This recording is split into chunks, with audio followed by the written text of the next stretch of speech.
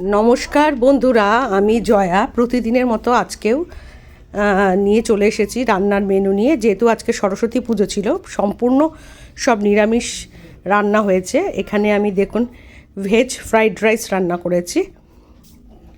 করেছি বাসন্তী পোলাও করেছি। আজকে সব নিরামিষ, কোনো আমিষ রান্না আজকে করিনি। এটা হচ্ছে বাসন্তী পোলাও, মটরশুঁটি, কাজু কিশমিশ দিয়ে বাসন্তী পোলাও রান্না করা হয়েছে। আর রান্না করা হয়েছে আলু পটলের নিরামিষ তরকারি। আলু দিয়ে পটল দিয়ে একটা তরকারি রান্না করা হয়েছে, সম্পূর্ণ নিরামিষ, জিরা আদা বাটা দিয়ে আর গরম মশলা আর ঘি দিয়ে তরকারিটা নামানোর আগে ঘি আর গরম মশলা দিয়ে দেওয়া হয়েছিল।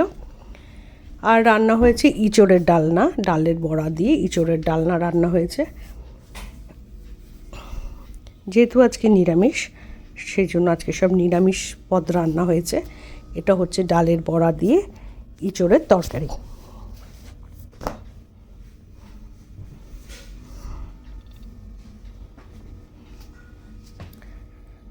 আর রান্না হয়েছে আলুর দম ছাড়া তো চলে না, যেহেতু সরস্বতী পুজো, আলুর দম করতেই হবে।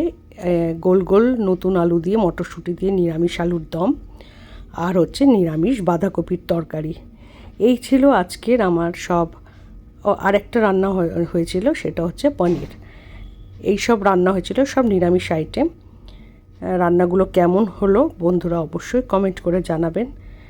আর ভালো লাগলে একটু লাইক কমেন্ট শেয়ার করে দেবেন, ঠিক আছে? এই ছিল আজকের আমার রান্নার মেনু। যেহেতু আজকে সরস্বতী পুজো ছিল, সব নিরামিষ রান্না হয়েছে।